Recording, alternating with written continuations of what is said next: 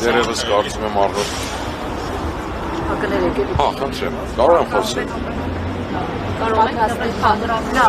Դերևս նորություն չունեմ, ընթացքում է, միջնորդության քննարկումն է տեղի ունենում, դերևս հարց ու պատասխանի փուլում ենք, կարծում եմ առնվազն մոտ երևի թե 2 ժամ կտևի, նիստը այդքան առայժմ։ Տրամադրվածություն ունի դատավորը, հաշվի առնելով թե ով է դատավորը։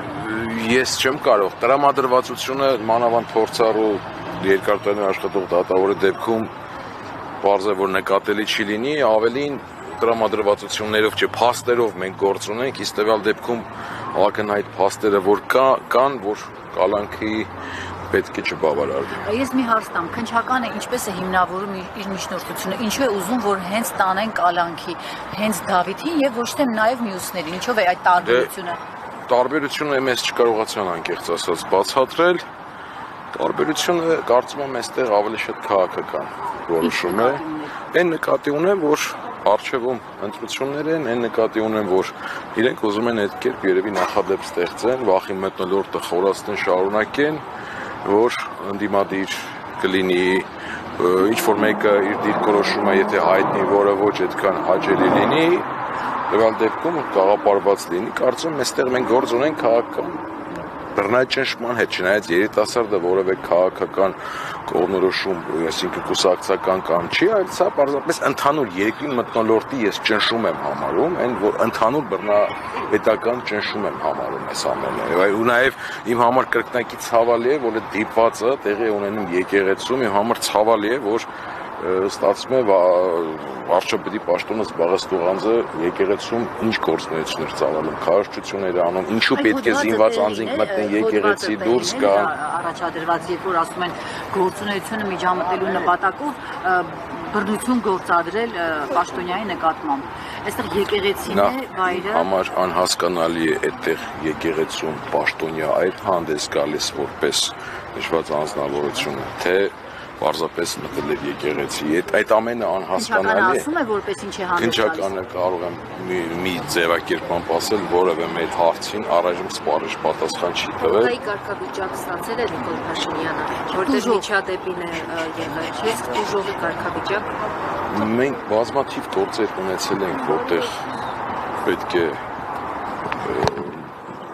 դժողի կարգավիճակ ստանալ, երբևէ այդ համարձակությունը չեմ տեսել,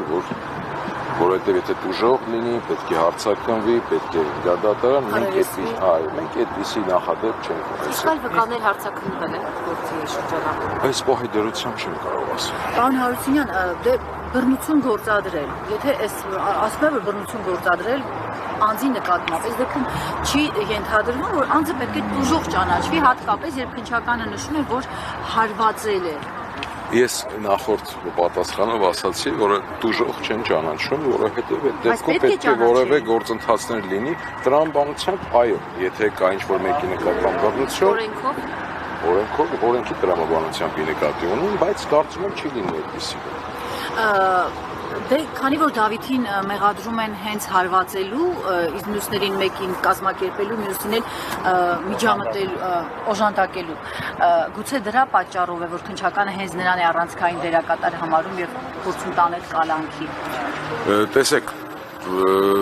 բարեբախտաբար մյուսների նկատմամբ այդ միջնորդությունը չի եղել, բայց ձեր ասած հարցից հենց այդ տրամաբանականը երևում է պատասխանի տեսանկյունից այն, որ եթե կա կազմակերպիչ, ապա ոնց կարող է կազմակերպիչն ավելի խիստ վիճակում չլիներ։ Պարզ է, չէ, որ այդ ամենը չկա, պարզապես այդ ամենը շղարշ է հանրության մոտ վիճակ ստեղծելու, տպավորություն ստեղծելու եւ վստահաբար կարող եմ ասել, որ ժամանակ անց պարզվելու է, որ երիտասարդը ոչինչում մեղավոր չէր։ Ու նաեւ ցավալի է, որ մենք գործ ունենք դպրոցական տղայի հետ ու նաեւ գիտեք ինչն է այդ խտրական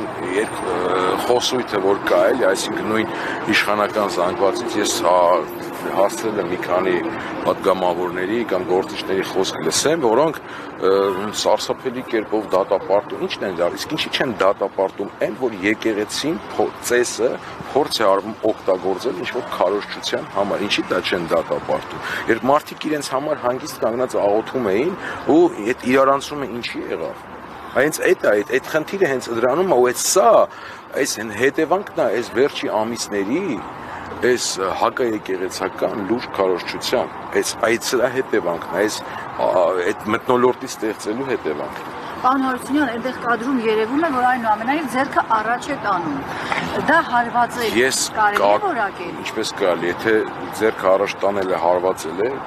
ուրեմն մենք նոր ինչ-որ տերմինների հետ գործ ունենք, ես համենայն դեպս կադրում չեմ տեսել, որ հարված տեղի ունեցել։ Իսկ ինչ վերաբերում է բռնությանը, մենք օրենսդրական մակարդակով նախադեպերով արձանագրված է, որ բռնությունը դա 2 եւ ավելի գործողություններ, մենք այստեղ չենք տեսնում այդ բռնությունը։ Իսկ Դավիթին են առաջինը հարվածել, թե ինքն է հարվածել, այսպեսի տեղեկություններ են նաև շրջանում։ Ես տեսանյութ եմ տեսել բազմաթիվ ընդգծած այդ հատվածը կարմիրով ֆիքսված համացանցում, որտեղ երևում է, որ Դավիթի նկատմամբ ինչ-որ ոտնձգություն է լինում։ Դավիթը ինչ-որ մի պահ հայտնվում է գետնին։ Համենայն դեպս այս պահին 18-ամյա երիտասարդին միջնորդելը կալանքի կարծում եմ սա ավելի շատ պատժիչ Դրա առողջական վիճակի մասին։ Այո, առողջական խնդիրներ չեմ ցանկանա բացել պակագծեր, բայց համենայն դեպս այնպիսի խնդիրներ կան, որոնց արկայության պարագայում պետք է այդ միջնորդությունը տեղի Քնչականը Շատ լավ տրամադրություններ ես չէի ճանաչում, անկեղծ ասած առաջի անգամ տեսա այսօր լուսավոր երիտասարդներ շատ դրական տպավորություն թողեց եւ ուրախ եմ, որ ունենք այսպիսի երիտասարդներ, որոնք նույնիսկ այստեղ հայտնվելով իրենց պահում են արժանապատիվ եւ նաեւ շփման ընթացքում երևաց կրթվածությունն ու դարձիլակված լինելը։ Նաեւ դատաբժշկական փորձաքննության հետ կապված արդեն պատասխանը եզրակացությունը կա եւ դա դատական նստում այդ մասն է։ Դատաբժշկական փորձաքննության պատասխանին չեմ անդրադառնա, հարվածի հետ կապված այս պահին չեմ անդրադառնա դրան, բայց նաեւ կարող եմ ասել, որ այն փաստաթղթերը, որ փաստաբանական խմբի կողմից ներկայացվել էր, բավարար էր, որ այս կալանքի միջնորդությունը չլիներ։ Եկեք ես քնչականը ինչպես է հիմնավորում, որ պետք է օրինակ ոչ թե լինի ստորագրությամբ ազատության մեջ կամ տնային կալանքի տակ, այլ հենց պետք է լինի կալանքի տակ։ Այսինքն ինչ հիմքեր կան ըստ քնչականի։ Հիմքեր ընդհանրապես չկան, բոլորը ենթադրություններ են,